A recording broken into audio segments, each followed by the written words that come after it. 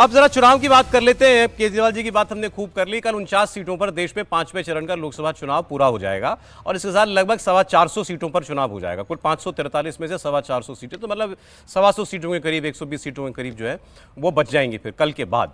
अब 2-3 सवाल। पहले तो ये कि कल चुनाव जो हो रहा है इसमें अब तक तो मोदी जी क्योंकि 400 की बात कर रहे हैं, भाजपा 350 पार की बात करती थी, तो अब तक तो 272 पूरे हो जाने चाहिए उनके। पार्टी का असेसमेंट क्या कह रहा है इस पर हम लोग बात करेंगे। कांग्रेस पार्टी का असेसमेंट क्या कह रहा है अभी तक के चुनाव में, 5 फेज का चुनाव होने जा रहा है, उस पर हम लोग बात करेंगे। कल जो अहम सीटें हैं, अमेठी रायबरेली सबसे ज्यादा जिसमें दिलचस्पी है लोगों की। राहुल गांधी जीतेंगे या हारेंगे? एक चुनाव अभी हारे थे अमेठी का पिछली बार, लगातार 2 चुनाव हार जाएंगे तो राहुल गांधी पर क्या असर पड़ेगा उनकी पॉलिटिक्स के ऊपर। स्मृति ईरानी राहुल गांधी को हरा चुकी है पिछली बार, लेकिन इस बार कांग्रेस परिवार के नजदीकी केएल शर्मा साहब जो है उनके साथ सामने चुनाव लड़ रही है। राहुल गांधी को हराने के बाद अगर स्मृति ईरानी खुद हार गई तो उनके ऊपर क्या असर पड़ेगा इसका। इसके अलावा बहुत और बिहार में इंपॉर्टेंट सीटें हैं। मुंबई की सभी 6 सीटों पर कल चुनाव होना, लेकिन पहले जरा अमेठी रायबरेली की ही बात कर लेते हैं। अमित शाह जी वहां पहुंचे। अमित शाह जी ने भी जोर लगाया खूब अमेठी रायबरेली के अंदर। रोड शो था उनका रायबरेली में कल, और वहां पर जी अमेठी में, माफ कीजिएगा, और वहां उन्होंने कहा अमेठी तो स्मृति जीतेंगी ही जीतेंगी, राहुल गांधी पक्का चुनाव हार रहे हैं। मोदी जी कह चुके हैं अमेठी में जितना हारे थे उससे बुरी तरह रायबरेली हारेंगे। रायबरेली की रिपोर्ट क्या कह रही है बात करेंगे। पहले जरा अमित शाह जी की बात सुनिए। बड़े बड़े नेता जो राष्ट्रीय दल के अध्यक्ष रहे, देश के कर्ता धर्ता बने, वो कहते हैं अमेठी और रायबरेली हमारे परिवार की। मैं उनको पूछना चाहता हूं किसने फील कर आपको ये सीट दिया है भैया, जरा बताओगे। लोकतंत्र में कोई सीट किसकी बकौती नहीं होती, जनता जो है वो अपना नेता तय करती है। मगर मैं अमेठी वालों तुम्हें बताकर जाता हूं, मैं 3 दिन पहले रायबरेली जाकर आया हूं, रायबरेली से भी वो हारने वाले। तो जानना चाह रहे हैं आप भी क्या होगा राहुल गांधी का। हर्षवर्धन जी रिपोर्ट दीजिए रायबरेली की। देखिए, अमित शाह जी ने मेहनत तो बहुत की है, प्रयास भी बहुत कर रहे हैं। अभी उन्होंने कल वहाँ अमेठी में जो मनोज पांडे ऊंचाहार के विधायक हैं, राज्यसभा में जो आ गए थे समाजवादी पार्टी से, इधर 3 बार के विधायक हैं, मजबूत विधायक हैं, तो उनको पार्टी में शामिल करा लिया। लेकिन अदिति सिंह अभी भी रायबरेली में प्रचार करने नहीं गई। उनके पिता की जो अखिलेश सिंह थे, अब तो खैर वो नहीं रहे, उनकी और दिनेश सिंह के परिवार का जो झगड़ा है वो अभी तक वो सुलझा नहीं है। और अमेठी में तो निश्चित तौर पर स्मृति ईरानी जीत रही। निश्चित बोल रहे हैं? निश्चित तौर पर। अच्छा। अमेठी में कोई कंफ्यूजन नहीं है। कुछ लोग कंफ्यूजन करने की कोशिश जरूर कर रहे हैं, और जिसको कहते हैं ना कि ऐसा भी कम देखने को मिलता है, गांधी परिवार को क्यों कहा जाता है कि इस परिवार के अलावा कुछ नहीं है। सब रायबरेली अमेठी में कांग्रेस के नेता कैंप कर गए हैं, सारे, मतलब गजब हो गया है कि रायबरेली और अमेठी में कांग्रेस के सारे बड़े छोटे नेता कैंप कर गए हैं। प्रियंका ने भूपेश बघेल और अशोक गहलोत को तो प्रभारी बाकायदा बना दिया, तो घोषित लोग हैं। उसके अलावा जितने छोटे बड़े नेता हैं वो सब वहां डेरा डाले हुए। तो इस वक्त लगता है कि जैसे कांग्रेस ही कांग्रेस दिख रही है। पूरे देश में वही चुनाव हो रहा है। लेकिन चूंकि प्रियंका ने भी इज्जत का सवाल बना लिया है, लेकिन जो वहां के लोग हैं उनको ये शायद बहुत अच्छा नहीं लग रहा होगा। एक नैरेटिव ये खड़ा करने की कोशिश हो रही है कि देखिए 10 साल इधर सोनिया गांधी जी थी, 10 साल भाजपा की सरकार रही, तो उन्होंने जानबूझ के रायबरेली में वो विकास नहीं किया। जब भाजपा के नेता आरोप लगाते हैं कि विकास नहीं हुआ, तब उसका नई काट खोजी है कांग्रेस ने कि देखिए 10 साल उनकी सरकार रही लेकिन उन्होंने यहाँ का विकास नहीं किया। जब लोग कहते हैं कि सोनिया जी थी तो कितनी सांसद होकर क्या कर सकती थी। तो कई तरह के नैरेटिव वहां चल रहे हैं।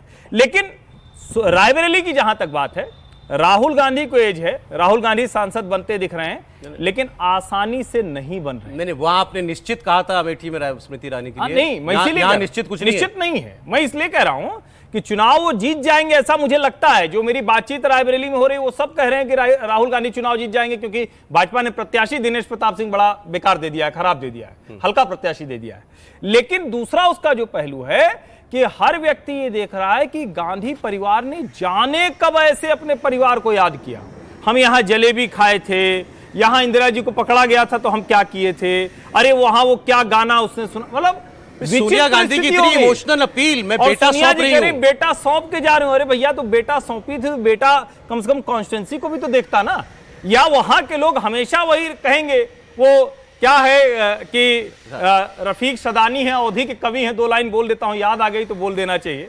वो है ना कि नेताजी रहे छांव, घामे में रही हम, और नेताजी जलपान करें, नेता भुगतान करी हम। इसका मतलब ये हुआ कि नेताजी लोग तो हमेशा छांव में रहेंगे, बढ़िया में रहेंगे। जनता तो अवधि के कवि हैं। तो रायबरेली अमेठी में रफीक सदानी की ये लाइनें बहुत साफ। हर्षवर्धन जी की रिपोर्ट, अमेठी में जीत रही है स्मृति ईरानी और राहुल गांधी जीत जाएंगे ऐसा लगता है, लेकिन बहुत एकदम केक वॉक आसान काम नहीं है। आप एक बात और जरा नोट कीजिए, आप इस पूरे रायबरेली अमेठी की ही बात कर रहा हूं, आपको किस किस के स्टेटमेंट याद हैं या बयान याद हैं? स्मृति ईरानी के बयान याद हैं सबको, प्रियंका गांधी के बयान याद हैं सबको, प्रियंका गांधी जितना बोली है वहां पर, सोनिया गांधी के बयान की हमने चर्चा कर ली, राहुल गांधी के बयान आपको कोई याद है? रायबरेली में अपनी ही सीट पर उन्होंने कुछ बोला हो, कोई बड़ी बात जो लगी हो, जनता को चिपकी हो जाकर के, कुछ याद नहीं? बचपन में जब हम आते थे, हम प्रियंका बस कोई वीडियो ही बना रहे हैं, वो वही रील वगैरह जी के साथ वीडियो बना दिया, फोटो एल्बम देखते हुए। देखिए सर, रायबरेली और अमेठी को लेकर आपने पूछा कि स्मृति ईरानी हारेगी और राहुल गांधी हारेंगे तो क्या फर्क पड़ेगा। देखिए, स्मृति ईरानी जीते और हारे कोई फर्क नहीं पड़ना। 2014 में स्मृति ईरानी हार गई थी अमेठी से। स्मृति ईरानी को बड़े मंत्रालय मिले, HRD मंत्रालय मिला, एंड मिनिस्ट्री, बड़े मंत्रालय मिले। 2019 में स्मृति ईरानी ने राहुल गांधी को हराया तो बहुत चर्चा हुई कि इतने बड़े नेता को, कांग्रेस के युवराज को स्मृति ईरानी ने हरा दिया है, तो स्मृति ईरानी का बहुत बड़ा कद बढ़ेगा और बहुत बड़ा मंत्रालय उसको मिलना तय है। लेकिन जो 2014 में मंत्रालय मिले थे, उससे छोटे मंत्रालय 2019 में राहुल गांधी को हराने के बाद स्मृति ईरानी को मिले। और पार्टी में कोई बहुत बड़ा कद स्मृति ईरानी का राहुल गांधी को हराने के बाद हुआ, मुझे से 5 साल में नजर नहीं आता है। यह बात सही है कि उन्होंने राहुल गांधी को हरा दिया था। रही बात राहुल गांधी की, तो राहुल गांधी 2019 में भी हारे, अगर 2024 में अगर हार भी जाते, जैसे उनकी संभावना बहुत कम है, रायबरेली से बहुत आराम से और कंफर्टेबल मार्जिन से जीतना है, क्योंकि दिनेश प्रताप को वहां पर बिना कुछ किए, दिनेश प्रताप को वहां पर जो भारतीय जनता पार्टी की आंतरिक जो संघर्ष है सत्ता का, आपस का जो भितरघात है, वह दिनेश सिंह को भारी पड़ रहा है। और वो मतलब रायबरेली जैसी प्रेस्टिजियस सीट राहुल गांधी के सामने, और हम बात ये, आप लोग बात ये कर रहे हैं कि प्रत्याशी हल्का है, प्रत्याशी जान लगा देनी चाहिए। वहां के लोकल जो पॉलिटिक्स है, वहां पर जो अदिति सिंह उसके खिलाफ है, वहां पर साथ भी दिया क्यों आपने? और अदिति सिंह अगर नहीं सपोर्ट कर रही है आपका कैंपेन, तो अदिति सिंह के खिलाफ पार्टी को ये लग रहा था कि इसको देने के बाद हो सकता है सब मिलकर चुनाव लड़ेंगे। अमित शाह ने कोशिश की, उसके घर गए, अदिति सिंह से बात की है, लेकिन फिलहाल जमीनी स्तर पर जल्दी बात करेंगे, बहुत सारी सीटों बात करेंगे। जमीनी आप ये कह रहे हैं अमेठी स्मृति ईरानी, रायबरेली राहुल गांधी जीत रहे हैं। सौरभ जी, रायबरेली कांग्रेस पार्टी के लिए इतना आसान नहीं होने वाला है। मैं फिर इसको दोहरा रहा हूं, उसका कारण मैं बताता हूं। देखिए, जिस अदिति सिंह और मनोज पांडे के बारे में बातचीत की जा रही है, वो पहले भी भारतीय जनता पार्टी के साथ नहीं थे। फिर भी यदि आप 2019 का चुनाव देखेंगे तो वो बहुत शानदार चुनाव भारतीय जनता पार्टी ने लड़ा था, और वोटों का अंतर, कितना बड़ा अंतर, 3.5 लाख का था, वो 1.5 लाख पर आकर के टिक गया था जी। आज के दिन में कम से कम यदि कोई एक विधायक यदि नहीं लड़ता है, तो इसका मतलब ये नहीं कि उस विधायक का सारा वोट बैंक जो है वो ठीक बात है, नेशनल एक। दूसरी बात, पासी समुदाय जो है वहां पर खास करके, वो कांग्रेस पार्टी का एक ट्रेडिशनल वोट बैंक रहा है। वो यद्यपि कि अन्य जगहों पर वो बीएसपी को वोट करता है, लेकिन रायबरेली के अंदर देखने को ऐसा मिला है कि पासी समुदाय जो है वो 1/4 वहां भी जात पात चल रही है। हाँ, बिल्कुल जात पात है, ऐसा नहीं, जात पात तो हर जगह चलती है, सीट पर जाति पात है। ऐसी स्थिति में मुझे लगता है, पिछली बार आप देख लीजिए, वो तब स्थिति जब बीएसपी ने भी समर्थन कर रहा था, समाजवादी पार्टी भी समर्थन कर रहा था, तब आंकड़ा इतना कम हो गया था। और ये दोनों विधायकों की बात कर रहे हैं, वो तब भारतीय जनता पार्टी के साथ नहीं खड़े थे। अमेठी से स्मृति ईरानी की, यहाँ से राहुल गांधी की विजय में आसान नहीं दिख रहा हूं। ये कांटे का टक्कर है, भारतीय जनता पार्टी वहां से जीत भी सकती है। और अमेठी भारतीय जनता पार्टी बिना ये के। देखिए, ये बात बिल्कुल सही है कि दिनेश प्रताप सिंह जब 2019 में चुनाव लड़े थे तो 38% वोट था उनको मिल गया, अच्छा वोट था। और बीजेपी ने लगातार जो अपना वोट शेयर है वो बढ़ाया था पिछले 3 चुनावों से, अगर आप उनकी देखेंगे। और दूसरा, वहाँ का समीकरण बड़ा साफ है, वहाँ पे लगभग 35% जो है दलित समुदाय है, 12% जो है वो ब्राह्मण और राजपूत समुदाय है। तो दलित समुदाय जिस ओर मुड़ा वहां पर वो जाएगा, और मुझे लगता है कि ये आसान चुनाव बिल्कुल नहीं है राहुल गांधी के लिए। राहुल गांधी के लिए यहाँ पे बीजेपी जो है, चाहे वहाँ पे जो इंटरनल है अपसेट हो सकता है राहुल गांधी, बिल्कुल हो सकता और है। हो वहाँ गया पे तो क्या होगा, ये बात ये बताइए। राहुल गांधी 2 चुनाव लगातार अगर हार गए तो उन्होंने कहा कि हार भी गई तो हम चुनावी पॉलिटिक्स में रहेंगे, वो तो बयान है, कोई फर्क नहीं पड़ता। वायनाड से जीत रहे हैं, बयान वायनाड से जीतेंगे। तो दूसरा देखिए, प्रियंका गांधी के लिए बताइए, अगर अमेठी रायबरेली दोनों हार जाती है तब भी उन्होंने कहा कि हम हार भी गए तब भी रहेंगे। नहीं, वो तो रहेंगे ही, तो ठीक है, लेकिन इंप्रेशन की बात मैं कर रहा हूँ, क्या जाएगा। देखिए तो बनने की गुंजाइश ऐसा थोड़ा है कि तब पहले जो है जब अमेठी में प्रियंका गांधी ने चुनाव प्रचार नहीं किया था, इस बार जैसा नाक का सवाल नहीं है सर, किया था ना। ऐसा थोड़ा कि उन्होंने इस बार उन्होंने ऐसा कभी नहीं बोला। आज इस बार सभा में बोला मैं ये चुनाव जीत के जाऊंगी। सर ऐसा ऐसे जो तो भी बहुत चुनाव जगह बोल लड़ता रहे है हैं वो कि कोई हमेशा नेता यही ऐसा बात बोलेगा बोलता कि है। हार के कौन जाएंगे। बोलता है मैं हार के यहाँ से जाऊंगी? ऐसा कोई बोलता है? प्रियंका गांधी ने जितना जोर लगाया इस बार, इसका एक बात मुझे बताइए, प्रियंका गांधी कैंप आप कर कह दिया। रहे हैं कि पिछली बार प्रियंका गांधी ने राहुल को हरवा दिया था? आप कह रहे हैं अमेठी कि में पिछली तो बार हारा अमेठी राहुल में प्रियंका अमेठी का गांधी डर है हार नहीं का, काम किया था? ताकत लगा रहे हैं वहां आप अंडर प्ले अरे करना भाई- चाहते हैं प्रियंका गांधी का रोल। मैं अंडर प्ले नहीं, आप लोग वो पार्टी गांधी अंडर प्ले परिवार कर के रही है, नाम वो से नहीं कर अभी रहे भी हैं। ओवर रेटिंग करते हैं। प्रियंका का रोल जो है पार्टी अंडर प्ले करती है, वो नहीं कर रहे हैं। सोनिया गांधी अंडर प्ले कर रही भाई।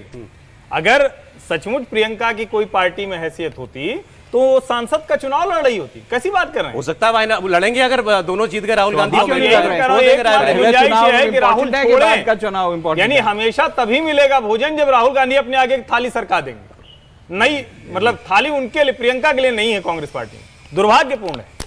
लड़की हूं, लड़ सकती हूं, लेकिन अपने नहीं लड़ सकती, सिर्फ दूसरों के लिए लड़ सकती। अरे जरा जल्दी से यूपी की एक आध और सीटों की हम लोग बात कर ले। इतना ज्यादा मत सिंपैथी दिखाइए सर मैं- अरे अब आप देखिए sympathy- ये है कि प्रियंका गांधी, क्या उन पर तरस खाने की जरूरत है क्या? नहीं बात जो महिला हारे तो पार्टी क्या, में- जीते तो क्या जो होगा। महिला पार्टी में अपने अधिकार के लिए नहीं लड़ रही है, अपने राजनीतिक करियर के लिए नहीं लड़ सकती है और सिर्फ अपने मां किससे और लड़े? भाई के लिए खड़ी है। भाई से लड़े। अरे भाई क्यों नहीं? वो बड़े भाई मानती है, बड़ा भाई जो कहता है वो करती है। ठीक है, इसका मतलब है बड़ा भाई तो कुछ भी कह दे, इसका मतलब वही आप करेंगे क्या? ये तो परिवार का फिर उनका आपका वो है। व्यक्तित्व, आपका अपना व्यक्तिगत व्यक्तित्व कहां गया? अच्छा चले, अच्छा जरा बात कर रहा हूं मैं अब राजा भैया प्रतापगढ़ और केसरगंज मेरे ख्याल से। कैसरगंज भी करेंगे सर बात। जरा ये कौशाम्बी की सीट जहां प्रतापगढ़ लगता है वहां देखिए क्या हो रहा है। राजा भैया का रोल उस सीट पर इंपॉर्टेंट है, ये तो बात सही है। और राजा भैया ने खुलकर अपनी नाराजगी जता दी थी। उनसे ये पूछा किसी ने कि आपको लगता है राजपूत समाज में कोई नाराजगी है, क्षत्रिय समाज में? उन्होंने कहा कुछ तो है। और फिर पूछा कि आप भी नाराज हैं क्या? तो उन्होंने कहा मैं समाज से अलग नहीं हूं। इसी में बहुत कुछ कह दिया उन्होंने। फिर वहां पर अनुप्रिया पटेल को भाजपा ने लगाया हुआ है। अब अनुप्रिया पटेल का क्यों लगाया वहां पर? उन्होंने ये कहा जाकर के अब रानी के पेट से राजा पैदा नहीं होता, सीधा राजा भैया के लिए था ये जो उनका टॉन्ट था। तो राजा भैया क्या बीजेपी के खिलाफ हो गए? देखिए इसमें एक चीज समझिए, राजा भैया बीजेपी के खिलाफ ही रहते हैं, लगातार रहते हैं, और उनकी एक अंडरस्टैंडिंग कभी बीजेपी के साथ हो जाती है, कभी समाजवादी पार्टी के साथ हो जाती है। अपनी 2 विधानसभा में रघुराज प्रताप सिंह अजय हैं। और यहाँ एक कौशाम्बी कितनी विधानसभा लोकसभा? 5 विधानसभाएं हैं, और 2 आप कह रहे हैं इनकी अजय है। 2 इनकी अजय हैं जो प्रतापगढ़ में आती है, कुंडा और बाबागंज। बाबागंज सुरक्षित है जहां से विनोद सरोज, रामनाथ सरोज के बेटे जीतते हैं। लेकिन मूल बात क्या है, जो रघुराज प्रताप सिंह ने कहा कि ठाकुर नाराज हैं, हम समाज से अलग नहीं है। कुंडा विधानसभा में कुल ठाकुरों की संख्या है 10,000। ये इसको सबको सुनना चाहिए। तो रघुराज प्रताप सिंह को तो सर मैं बस एक सेकंड रुक रहा हूं। एक खबर आ रही है, जरा इंपॉर्टेंट खबर है ये। प्रयागराज में राहुल गांधी और अखिलेश यादव की जनसभा हुई नहीं थी आज, सज भी गई थी, लेकिन भगदड़ मच गई उसमें। जैसे ही अखिलेश यादव पहुंचे हैं वहां पर, उनके पहुंचते ही कार्यकर्ता उनके बेकाबू हो गए, बैरिकेडिंग तोड़कर मंच पर पहुंच गए। कई लोग जख्मी हो गए इस अफरा तफरी के अंदर। मंच पर पहुंच गए लोग वहां पर, मीडिया कर्मियों के कैमरे स्टैंड सब टूट गए, अफरा तफरी मच गई। और उसके बाद बिना भाषण दिए अखिलेश यादव और राहुल गांधी वहां से निकल गए।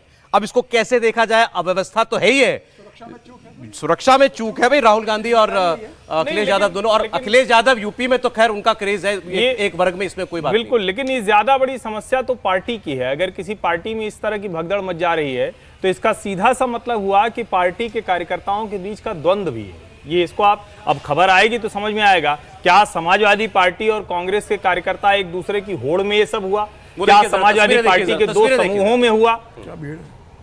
भीड़ तो अच्छी खासी थी। नहीं, भीड़ तो रहेगी, निश्चित तौर पर रहेगी। देखिए ऐसा नहीं है, उस इलाके में समाजवादी पार्टी की भी अपनी एक ठीक ठाक सी पहचान है, ठीक ठाक उसका प्रभाव है। लेकिन इन दोनों ही सीटों पर फूलपुर और इलाहाबाद, और चूंकि जो इलाहाबाद की सीट है वो रेवती रमन सिंह के बेटे जो समाजवादी पार्टी के दिग्गज नेता रहे उनके बेटे हैं उज्जवल रमन सिंह, वो लड़ रहे हैं, पहले वो विधायक रहे वहां के।